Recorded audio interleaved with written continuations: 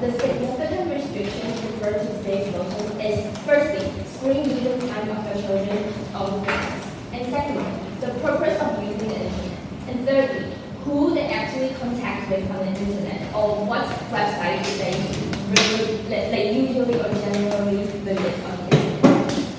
So, as per the definition, I'm going to firstly introduce our first case. It's about what is the rules of average parents nowadays. We believe that average parents nowadays cares about the children's welfare of their own kids. And second of all, we think that average parents nowadays don't take risks that their kids will expose to some immoral things on the internet. For example, like games which will make them addicted too much on the internet, and secondly, social media that might harm them on the internet.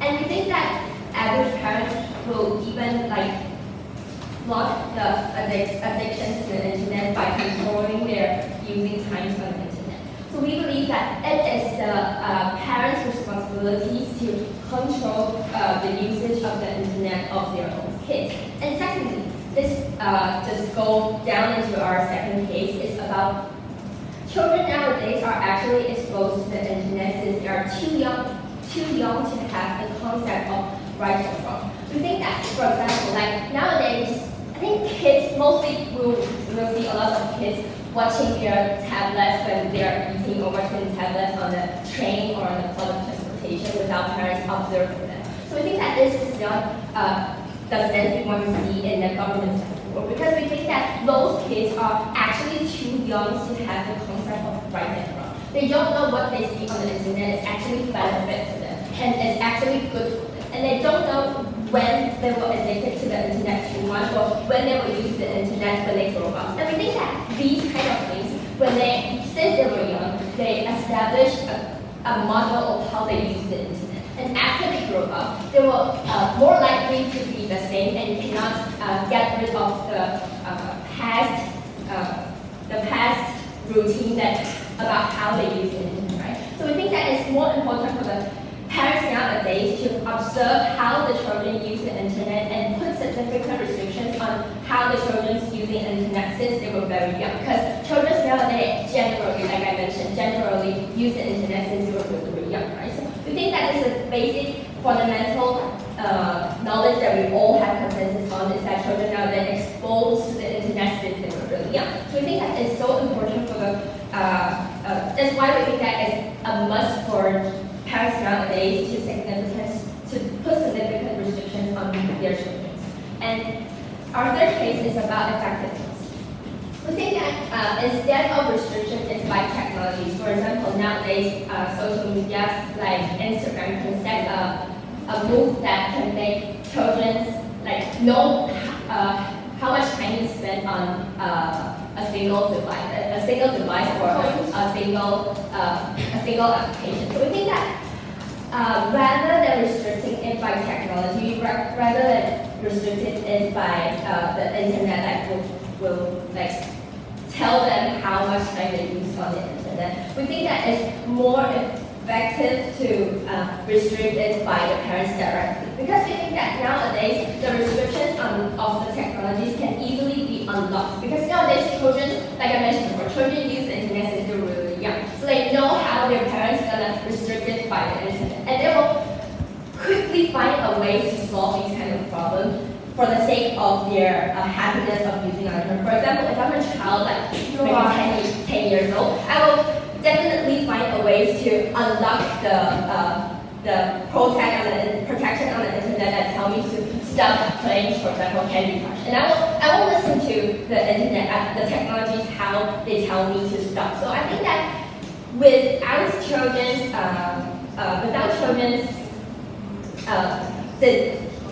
directly knowing how well they can use the internet, we think that this is especially the parents' usage, that the parents' responsibility to restrict it. And before I go into my next extension, I will take one of the people.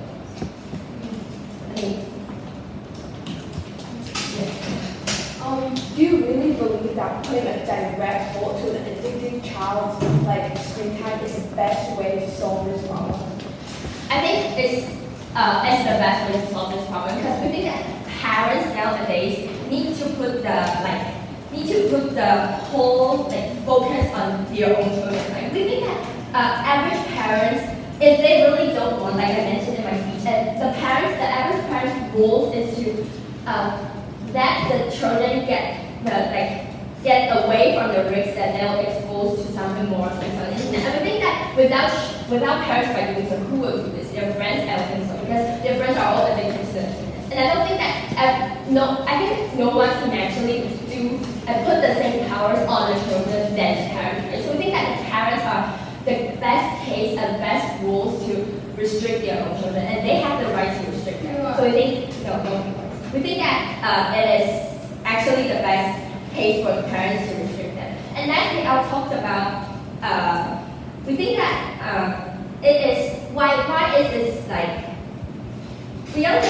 why we don't just oversee their using time, because the opposition might come up here and say that these restrictions are too harmful or too big for the children, because we restrict basically everything, right? But we think that there's a must for us to do this because like I mentioned before, firstly they are too young, and secondly we think that parents will willing to take risks that they will make their children addicted to the internet. And by the end of the day, the opposition side will just provide a rule that kids will develop a basic routines that they will use the internet for so long time and use the internet by playing addictive games or doing the more things on the internet that they cannot control anymore. So we don't want the world to become like this. Never be priority for us. Thank you.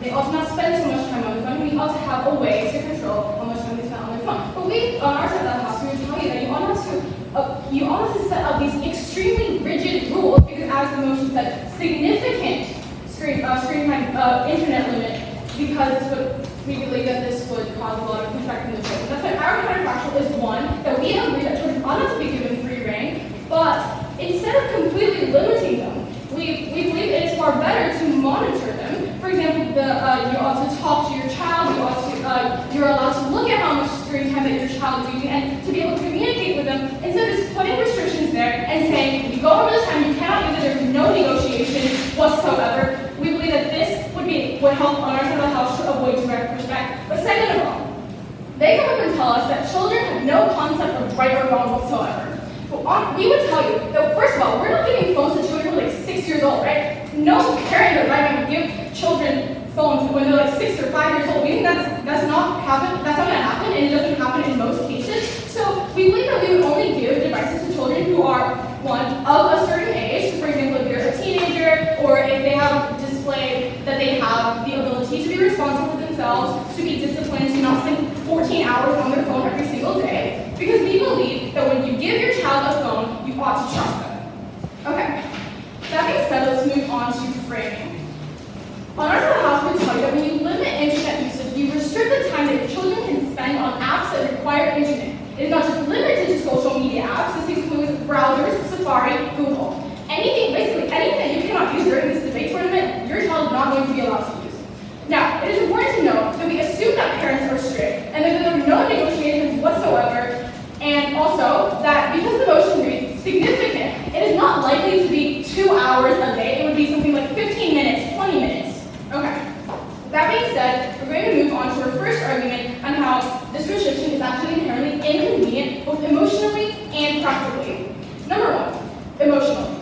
Okay, when you only have a significantly little amount of time to spend on social media, etc., you are unable to truly communicate and bond with your friends. Now, for everything they can throw at us, they're like, oh, you can communicate with them at school. We would tell you that to the extent when you are at school, you cannot catch up at school, right? For example, we're at school to study. I am not going to school to talk to my friends, and even if that is the case, we think it's important to know that school, like for the majority of the time you are at school, you are unable to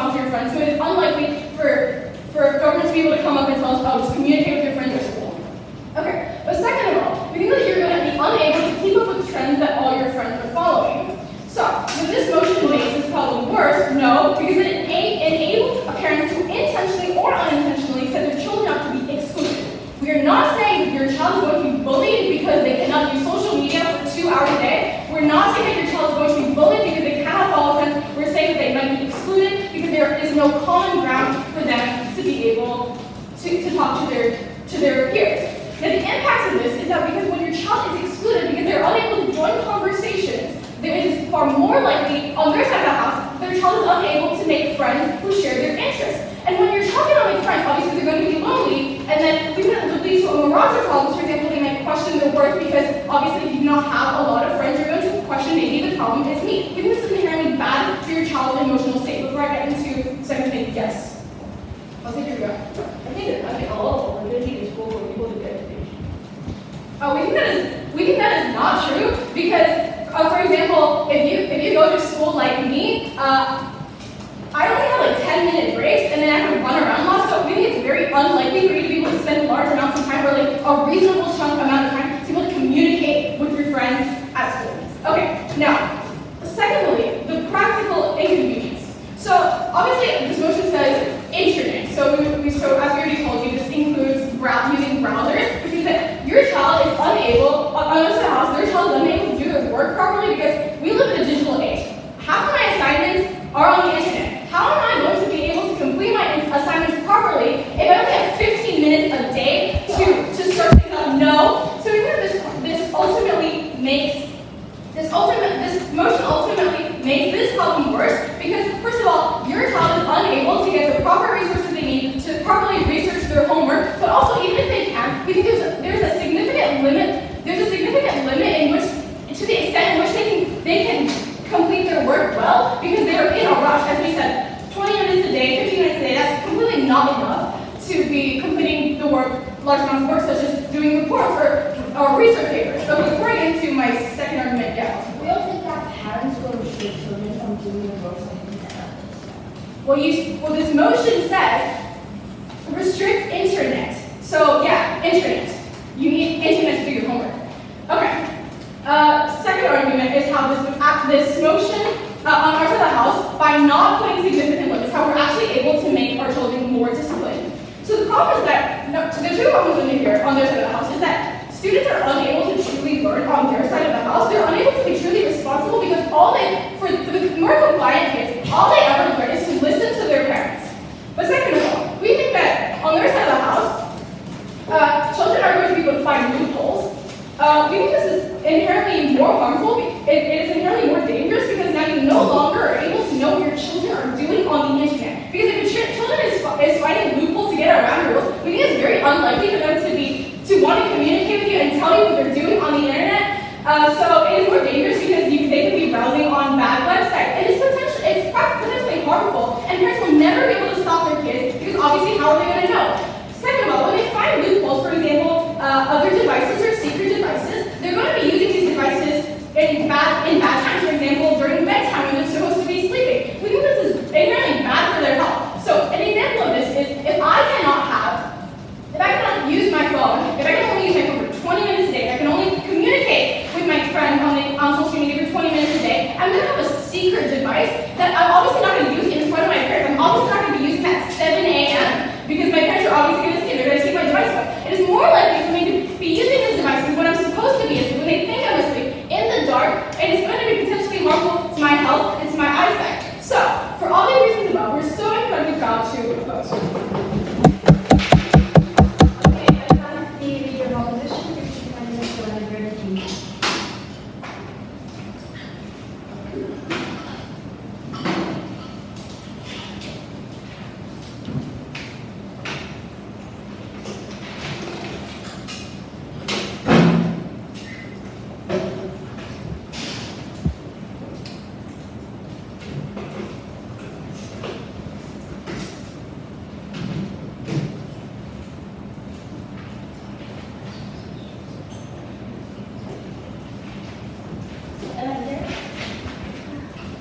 The speaker starts in 3, 2, 1.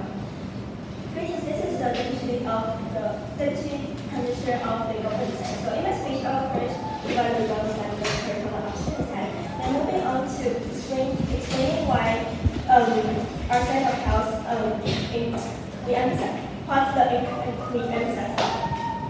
So first of all, they mentioned that we only need to monitor their internet usage and have a prerequisite for them to use the internet. But if this method is effective, why is there so many children that are addicted to the internet and so many crimes or illegal things that happens to the children because of the internet?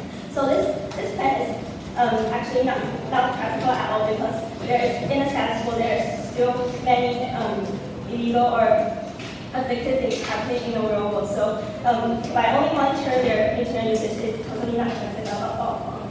So second, I mentioned that if children are 5 or 6 so they won't be harmful. But actually, if you really go into the real world, there are kids that are only maybe 3 years old using a tablet everywhere. And this is actually bringing them a chance to actually experience the world because even if they're out in the public, they are using the tablets to watch YouTube or watch internet games or to play internet games. So this is actually untrue going to claim that if the children is only 6 or 5 years old, they will not get an internet device. So second, I mentioned that they believe that children have the responsibility to know that how to use the internet properly. Right? But as we all know, the law in Taiwan recognizes those adolescents as a group of people without enough responsibility. So this is also a reasonable for them to claim that they fully trust the children that they have the enough responsibility to ensure that everything they do is correct and is safe for themselves. Yeah. No. Third, they keep claiming that it's important for children to catch up with friends because they have phones. But however, if you take the ancient time people into consideration, people still make friends in the ancient time, and they don't have the phone at that time. So how to explain that without an internet? How to explain that without an internet device, we can't catch up with our friends ever again? So it's also unfair for them to claim that it is impossible for us to make friends if we don't have any internet devices or we can contact them after school or something like that.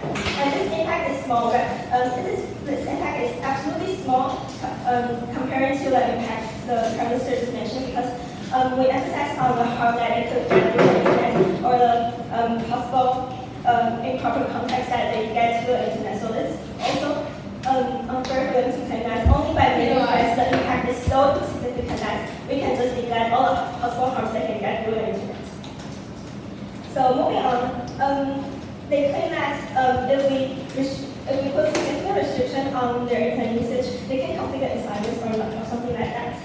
But the restriction, we only restrict the purpose of the usage. Like we don't restrict everything they need to. We don't restrict like we put into consideration that why they use the internet, and we put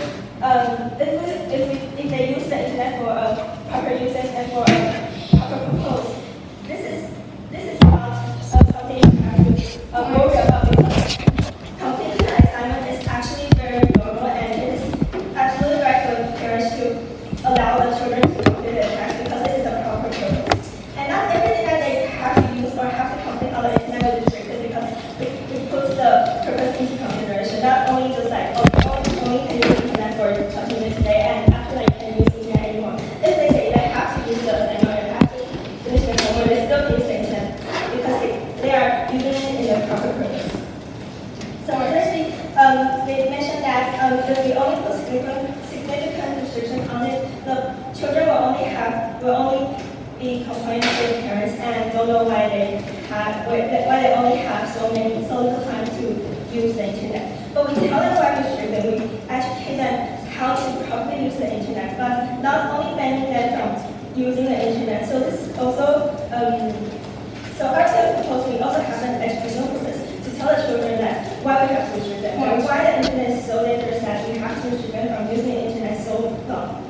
So thirdly, they mentioned that if we significantly restrict them from using the internet, they'll be using the internet as planned. But however, in the status quo, maybe 80% of students are using the internet at night, right? But so in this case, harm can actually happen in their world rather than our world because we put strict restrictions on them. We ban them from using the internet after they go into bed, after midnight. So this harm actually happens in their world and not outside of the house.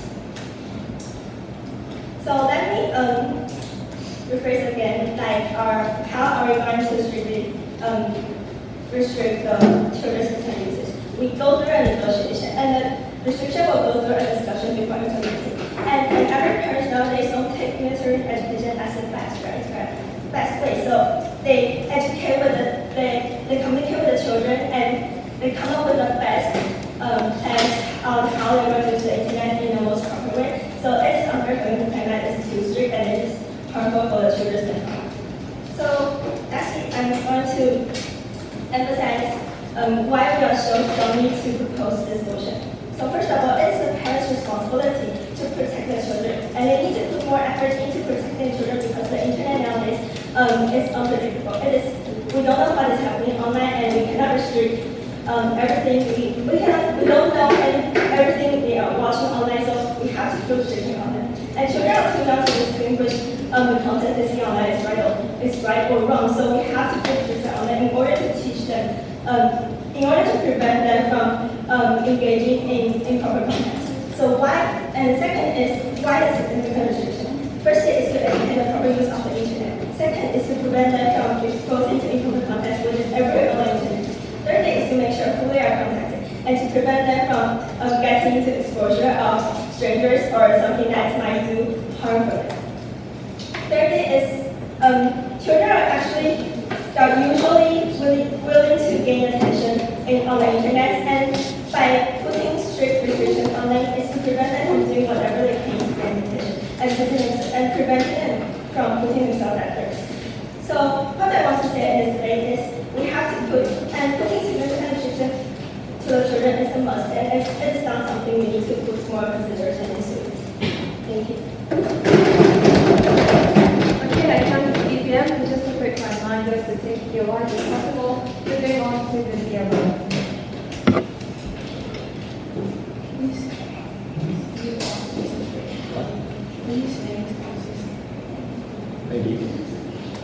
Maybe not.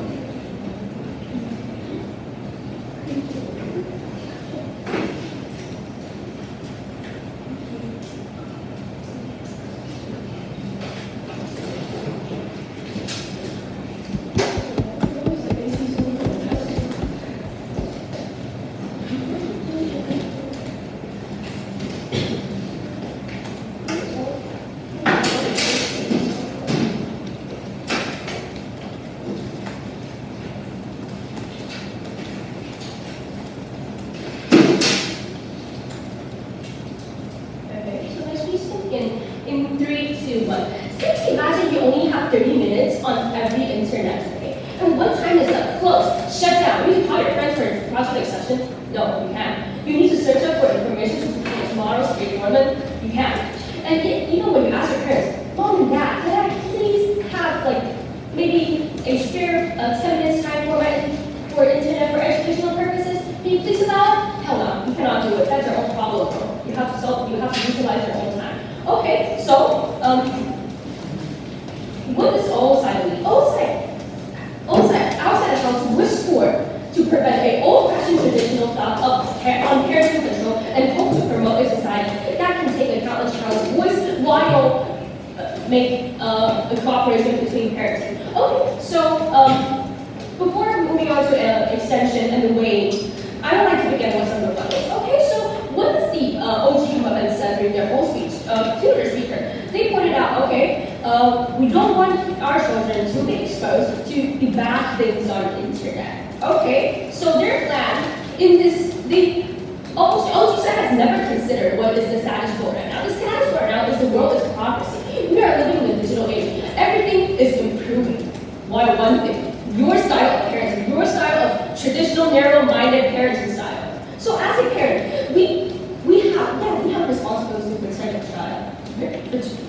child, But our responsibility to protect our child lies within to let them survive in this digital age instead of keeping them in this nice little bubble. Okay, I'm not gonna let you exposed to the outside world. I'm gonna keep you in this beautiful, cute little bubble, and that's how you grow. That's not how you grow. My first speaker already pointed out a counterfactual on how the old side will promote a better way of parenting, which is self-governing. Because as the digital age is approaching, as new parenting patterns should be started, these are the kids in 2025 right now. My kids should learn a way to self-governance, to be disciplined, their self, instead of me keeping them in this nice little bottle because one day I'm gonna pass away, where I cannot continue to provide protection for my kids. Then who's gonna protect them? Themselves. They're gonna develop self-governance. We're gonna let them develop self-governance. We're gonna let them survive from addiction on the internet. We're gonna let them self-destroy, self-govern themselves a little later. Okay, and moving on to extension. Okay, so what we first we have about 2 layers of the impacts. Okay, so first layer of impact is social. For example, you only have 20 minutes on it. Oh, before moving on to extension, I would like to point out that OG side has never given a plan or a mechanism, especially in this motion, which is this house rule. They never pointed out a plan that how they're going to limit their child's time. No, they didn't. Okay, so going back. Socially, like for example, because OG haven't proposed a plan, so let's just say you significant time, you only have 20 minutes on the internet. And in school, you're juggling with academic plus other business, especially when you're getting older, you're like maybe 10th grade, 11th grade, 12th grade, you're electing for a position like a plus president or vice president, especially when you're growing older. You have business, academic, flooded your life with only 20 minutes per day on the internet. You also have to distribute between the time to do your online homework and leaving the time to socialize. Okay, so why are we even talking about human connection? How is human connection so important? Okay, it's because one, elaborating on my first speaker, if you don't have friends, you will begin to question yourself, oh, am I worthless? Am I not worth having any friends? But most importantly, what does isolation lead to? We need to make human connection because human connection making friends is what helps you improve. In what way does it help you improve? Okay, so with your friends, maybe like I have this friend that is really good at math. So I have this competition. She's not only my friend, but also my competition that motivates me to be good at math either. Because humans ourselves are born psychologically overconfident. And if you isolate yourself, then you are basically allowing yourself to be more confident and arrogant.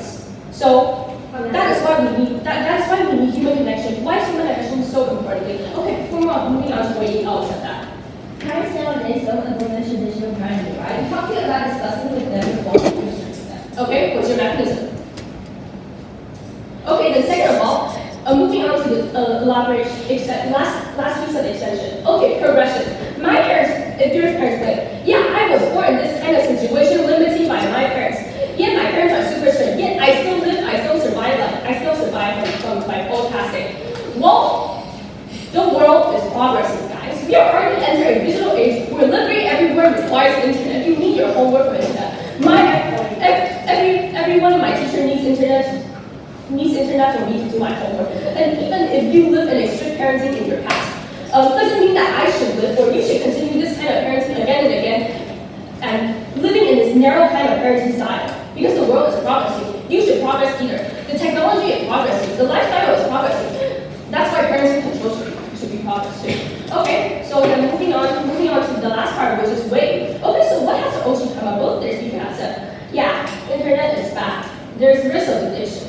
They were exposed to what they so-called the bad things. Okay, they pointed out several examples, but where's their plan? So many negative flags, blah, blah, blah. Where is their plan? Yeah, we have the responsibility as parents to protect our kids. Yes, but their way to protect our kids don't apply to nowadays digital age. Because digital age, we have to prevent our child, for addiction. Yeah, we have to let them self-govern themselves, develop a self-discipline. This is the parenting title that we should have today. Okay, and their PM already told to give a mechanism. And their second speaker, they touched a little bit on it, but they didn't consider what's the actual. They claimed, yeah, we're gonna negotiate with our kid. Yeah, how to negotiate?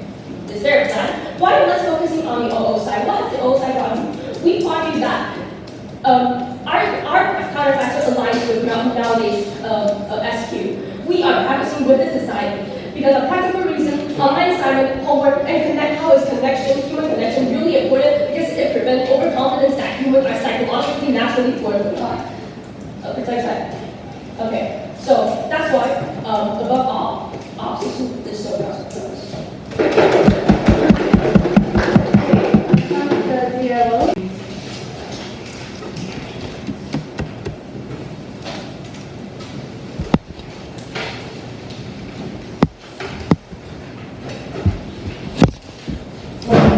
Take it away.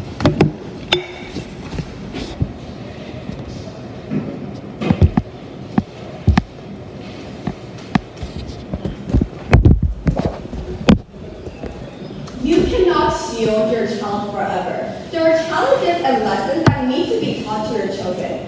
We agree that all parents love their children, and on government bench, the kind of parents that we see want to shield their children from learning self-control. But on opposition bench, we teach our children the lessons of life through moderate monitoring, and we actually teach them the things that need to be taught. So first, let's take a clear look on what the status quo is, and let's really clear up this debate about characterization. So what does an average parent and family really look like in terms of internet usage? So there are three things. First, I believe that parents have the best interest of their child at heart. Second, there's already a lot of social awareness about social media, right? The very reason why this motion is put here in this tournament in the first place is because we realize that there is a rise of social media. We realize that there should be some sort of constraint for kids towards their use of the internet, right? And third, is that teens are rebellious. They're selfish and volatile. I think this is something that we can all agree to since we are all teens. So to clarify, I don't think that in this debate, we're probably talking about the 5-year-olds or the 6-year-olds that government bench tries to paint it as. We think that there's probably like teens or preteens, people who are in middle school, people who are in high school, because this is probably the age limit in which a parent like gives their child a laptop, an iPad, or a phone for internet usage. These are significant pieces of characterization that I want everyone in this debate to keep in mind throughout the rest of my speech. So let me move on to rebuttals and then I'll extend on our arguments. So first, the main thing that we hear from government bench throughout this debate is that you should communicate with the kid first, like this is their model, and you're going to discuss it together. From government's first speech, I think that they've taken a very soft stance and weak model, because somehow parents are able to communicate with their angry kid who's about to get screen time limited. It's never a strategic move to argue with an emotionally charged person. Both OG and CG try to play down their burden by saying that they'll still allow leeway on screen time, they'll still negotiate with their kid when they have to prove the burden on why it is necessary to like severely restrict their kids' screen time to such an extent. Like why is that so necessary and why is the problem that like crucial? So now I'm going to complete O's first argument about ineffectiveness. So we think that there are 3 reasons why it will be ineffective. First, it's because we all want what we can get, right? So we think that it just leads to more desire for the kid to want to game, to want to go on social media, to go check on their friends' Instagram stories. But second, after these kids grow up and gain access to video games or social media, etc., they just play harder because they feel like they're now letting it all out and having like a release, right? Because their parents have been so controlling from the very start. Or they see this in forms of such as like getting blackout drunk at college because this is your first time drinking, right? You want to like enjoy the happiness of it, to enjoy the excitement of it. But third, we see that children should learn constraint now rather than in the future. When you go to society and the stakes are higher. Right now, the restrictions are like a tool that the kid relies on for self-constraint. But what happens after? What happens after you go to society and your job, your literal livelihood is at risk because you can't focus on your job due to your phone, due to social media. What happens after? It's not only like not being able to be like a kind person or not being able to communicate effectively with your friends. It's about your salary. It's about having a job. It's about paying your rent. But our second argument is about friction within the family. We tell you that on government bench, there's zero middle ground for the child and parents to truly communicate. Why? Because kids demonize their parents. And the parents think that they're doing the best for their child in their way. We tell you that communication is key in relationship, and I don't think I really have to explain this. So what happens when kids demonize their parents? Friction is going to make the child less accepting of what the parents try to teach them, because they'll always demonize their parents and see the restriction as a way of saying, my parents don't care about my happiness. Because obviously the kid will be dramatic and like overemphasize things, right? But when restriction is moderate on opposite bench,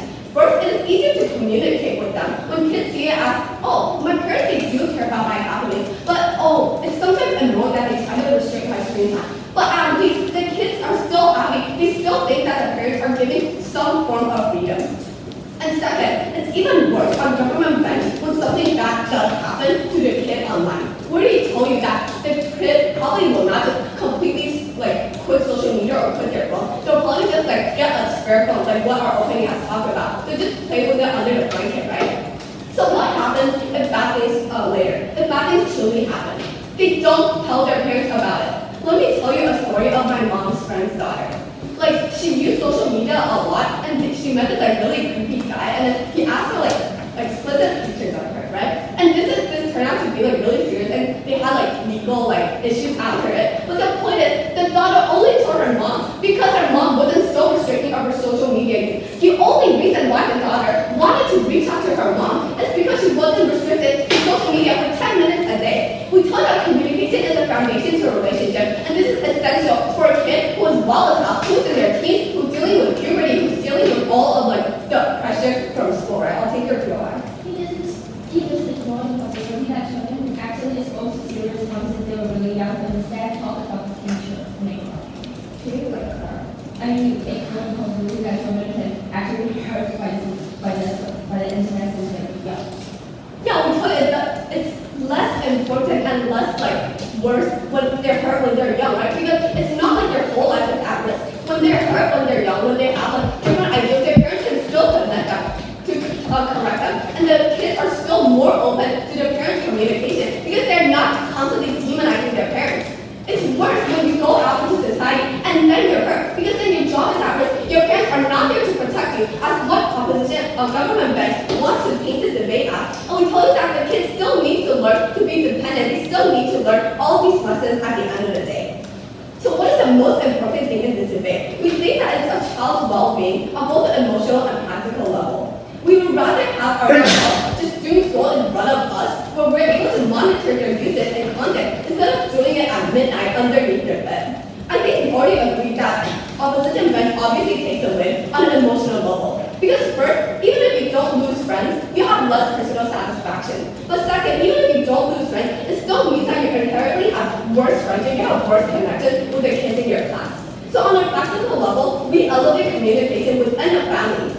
Let's go back to training, right? The kid is very volatile. The kids are already in their teens. They're already very hesitant to connect and communicate with their family. Trying to set another limit is just going to create even more boundaries towards the kid. Thank you.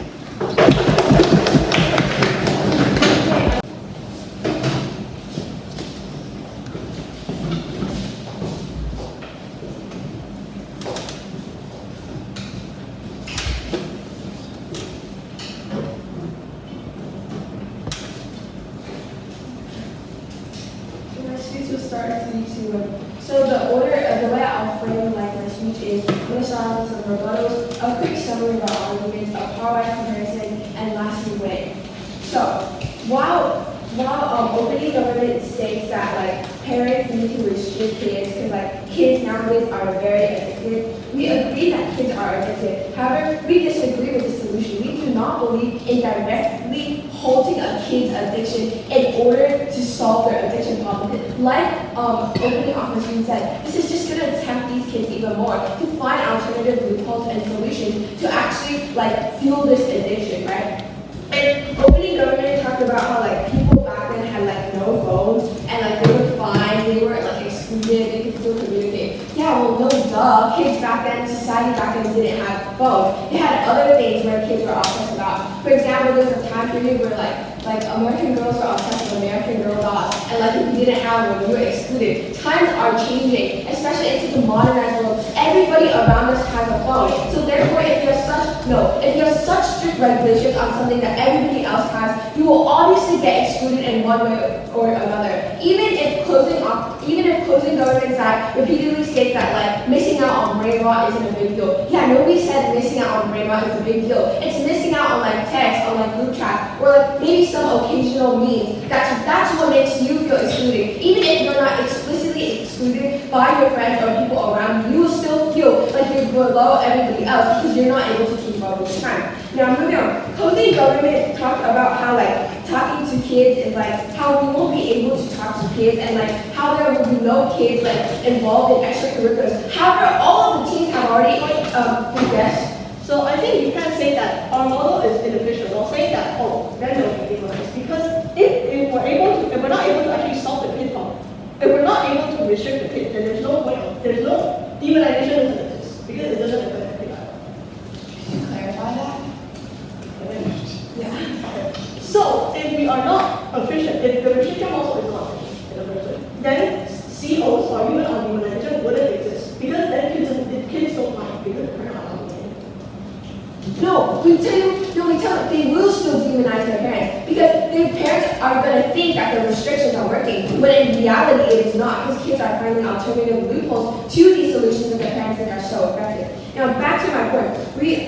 Back to my point on opposing government. We tell you that we are already involved in the extracurriculars. That's why all of us are here, right? Because all of the teams agree here that right now the motion is about the status quo. And in society, basically what government side, both sides are arguing are like basically like people are too addicted and have no extracurriculars. But we're all here, we all have stuff to do, we all go touch grass, we're not stuck in our rooms every day looking at our phones. Like we clearly have a purpose, we're clearly here living our life, right?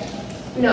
And secondly, closing government talked about how like children would like lose their connections with their parents and they're gonna learn to like when they're addicted and they're gonna like hate their parents and they don't talk to their parents. Yet they actually contradicted themselves because in their very own first speaker, they literally said that children see their parents every day so they can form connections that way. So I don't see how it's only exclusive on our side. Now, no. Lastly, they talked about how Lastly, closing government and open government, the whole cases are based on like communication and not finding like joy in life. But like I have already proven, we do find joy in life. We have extracurriculars, we actually have friends. And like a very good POI rates from opening opposition, they fail to prove why it's only exclusive on their side, right? Now, moving on to a quick summary of our argument. We agree with a lot of opening opposition sides cases where we think that, like, yes, having these strict regulations is extremely ineffective as it will just lead to more desire and, like, kids are just going to find, like, other loopholes to do this. No. And then we also agree with the fact that there's going to be, like, exclusion. However, the difference between opening opposition and closing opposition is that opening opposition fails to prove the mechanism for why society pressure right now in the status quo is enough to accept no, where these restrictions are no longer needed. Yet on the closing opposition side, we tell you that in the status quo, there's already an implied moderate amount of usage in society. There are already restrictions in place. And like increasing these regulations will not work, right? Because even if some parents don't have these like moderate restrictions, because like obviously not every single parent would have these restrictions, like maybe some are like really loose. However, we tell you that society is already slowly educating and heading into the direction of imposing these restrictions because now we are learning more about the harms of social media, the harms of our phone usage, which is why like society is slowly heading. It might be slow, but we can already see improvement from the past few years where we are having kids less addicted, right? Like if you go into the average restaurant, do you see the average child like literally looking on their iPad the whole entire dinner? No, right? Because we still talk about parents. No, if you walk into an average restaurant, you're not gonna see like just like every single child like on their iPad. It's very rare. And even if you do see a few, one or two, it's not gonna be the whole restaurant. We already tell you that right now in modern society it is already enough. Now secondly, while opening opposition raises great points about how these like strict regulations are ineffective and in fact will attempt to even more, they fail to show us the long-term impact or cause, only stating potential bad eyesight as like their only effect of like these strict regulations. No. On closing opposition, we deliver to you the long-term impact. We tell you there's going to be greater addiction and decline of skills later on in life, right? Because even if we bite the bullet and say our scenario A does not work, and children do not somehow find loopholes around their parents' strict regulations on government side. We tell you that this is very bad because once a child is 18 and gets into society, goes into college, like my first percent, they're going to be so overwhelmed by this internet usage that they don't even know where to begin. Because growing up, they were living in such a sheltered life. Their parents didn't teach them what are scams, like what is dangerous, right? And then they just don't know how to deal with life. It's just all this information suddenly thrown at you. Like our first speaker gave the example of like over drinking. When people go to college, they overdrink because they feel like it's a newfound freedom. We tell you that if it's so restricted from you as a child, you become an adult and then suddenly it's just like online dating, scams. You fall for it all because you don't know where to begin. You were never taught through this moderate, better communication as a child. And lastly, panel, lastly on closing opposition side, we provided with an analysis extension, right? We tell you that because of the status quo and the direction society is headed, our moderate restrictions are enough for our kids and actually lead to better communication, which we think kids are more willing to listen to the parents and share the gains with the parents if they do face any in the status quo. And at the end of the debate is who is able to monitor / keep a balance for internet usage, and we think we won this point because, yeah, we just tell you it's better communication and we actually deliver you a good, long-lasting impact and a better future for the younger generation with safe usage of internet as they grow older. And for all the reasons above, we are so proud to oppose.